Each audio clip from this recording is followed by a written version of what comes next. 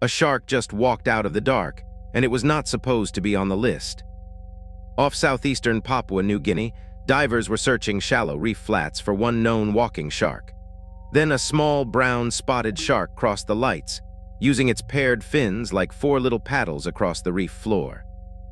The pattern was wrong, not just unusual, wrong enough that the team caught it, checked it, and kept surveying. Within 2 days, they had 12 matching sharks across 3 nearby sites. Adults, juveniles, males, females, the same white dash marks, the same brown dot pattern.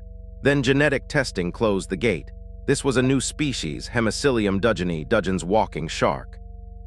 That makes 10 known walking shark species. The strange part is not that sharks can move. It is where this one was hiding.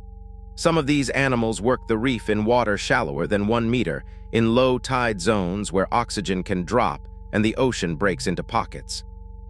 So the shark does not sprint across a beach like a movie monster. It pushes across reef flats and seafloor with pectoral and pelvic fins, hunting small prey while the tide turns the habitat into a maze. Now the map becomes the warning. So far, this shark is documented from only 3 locations in Papua New Guinea. A tiny range can make a species easier to miss and easier to damage. Reef loss, warming seas, and fishing pressure do not have to hit the whole ocean to matter. They only have to hit the right little shelf of reef. That is why this discovery is bigger than a cute walking shark clip.